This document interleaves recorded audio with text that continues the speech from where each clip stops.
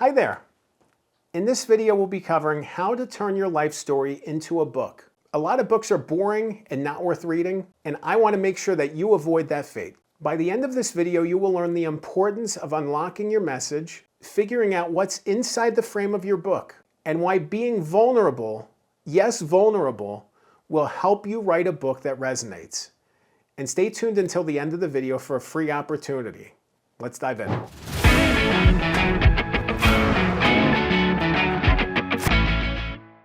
The first step in turning your life story into a book is figuring out what you want to say. What's the message? What resonates? What do you want the reader to take away from this book? Our lives present so many opportunities to cover so many different topics. It could be family issues, it could be business success, it could be ups and downs. It's not enough just to write every single thing that comes into our mind about our life.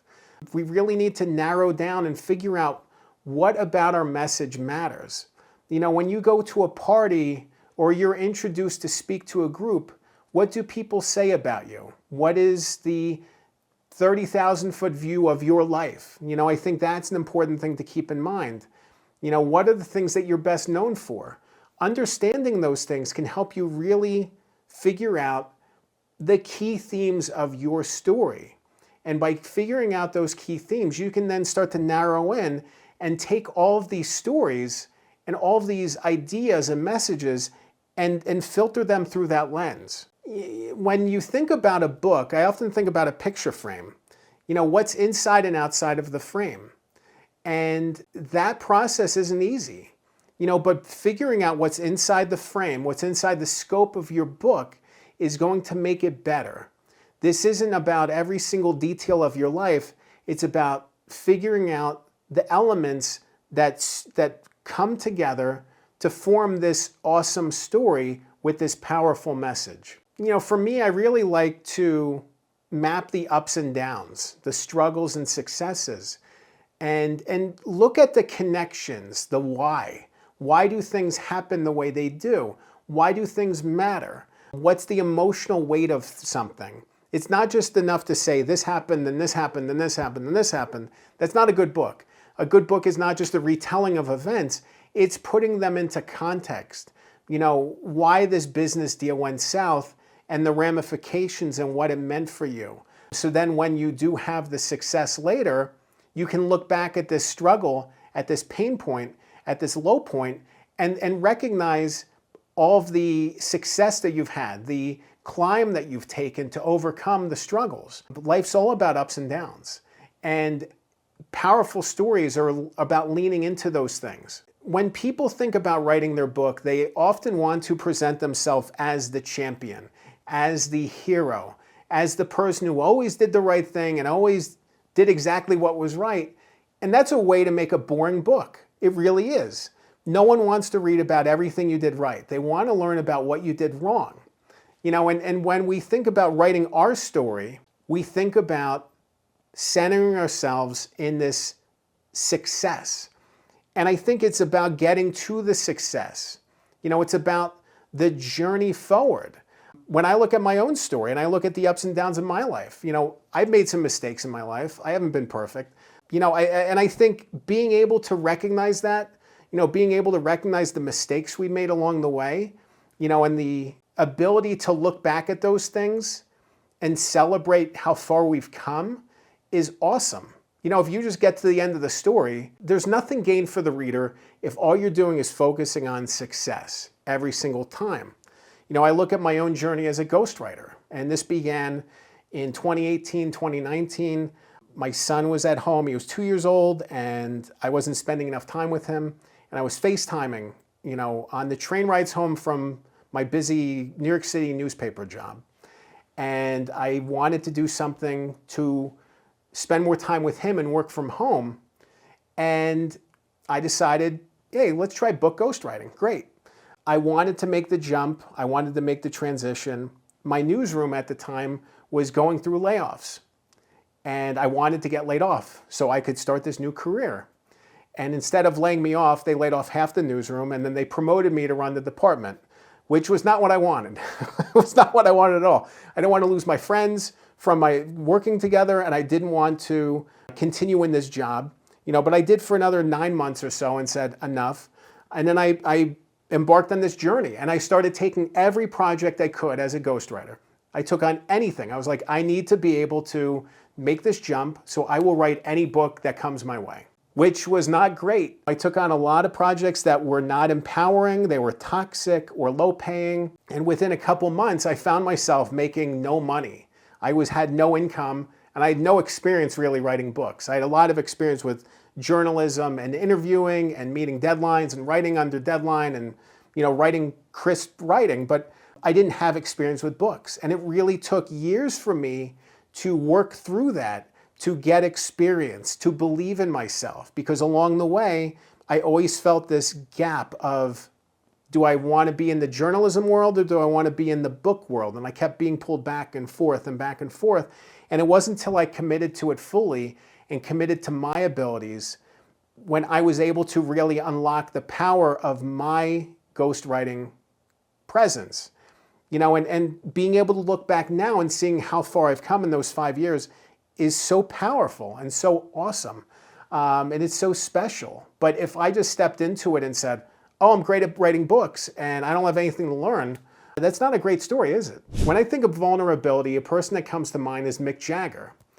In the early 1980s, there was a ghostwriter who was enlisted to work on Mick Jagger's book. Mick Jagger was writing a book, and it was based on these transcripts and documents and interviews and all these sorts of things. And it was boring. It was boring because Mick Jagger wasn't going there. You think of the Rolling Stones frontman writing a boring book, and this book was never released. I would love to read it sometime. This book was never released because Mick Jagger couldn't be vulnerable, which is really frustrating because I think if he can write a boring book, then literally anybody can. But it's true. If you're not vulnerable and if you don't lean into the struggles and the imposter syndrome and the doubts and the fears and the mistakes you make along the way, your story is going to be a lot less interesting for people and they're going to learn a lot less from it. Writing your book can feel cathartic. It can feel inspiring, empowering. It's great to be able to get the words out, and it can be a personal balm. It can be a personal lift. But at the end of the day, this book is for the reader. This book is not for you, even though it can benefit you in so many ways and help you grow and heal and take the next step in your journey. The book is meant for the reader and what the reader can take away from it. So as much as it's great to be able to document your story and the ups and downs, you really need to think about them in terms of the reader, in terms of what is going to resonate with the reader, in terms of what the reader is going to learn from and carry forward from this, and how they're going to be empowered. It's this kind of inside-out thing, and I struggle with this a lot with ghostwriting clients I have who are writing very personal stories. They want to include all these little details of their life, thinking this matters, that matters. And I keep telling them the reader doesn't care about this. This is not important for the reader. Pull it out. And when you can take the mindset of, does this matter for the reader? And then making sure it does impact the reader, making sure it resonates for the reader, making sure there's a lesson for the reader. And it could be a line, it could be a word, it could be a sentence. But just keeping that in the back of your head as you're writing can make the writing process better and smoother because now you're already thinking about the reader and keeping them in mind. You're making sure that this resonates for them. And that's really going to carry forward. So when they pick it up, they're going to say, I don't have any questions. I want to keep reading because I'm learning something and I'm gathering all this knowledge and insight and power from this book, and I can't put it down because it impacts me.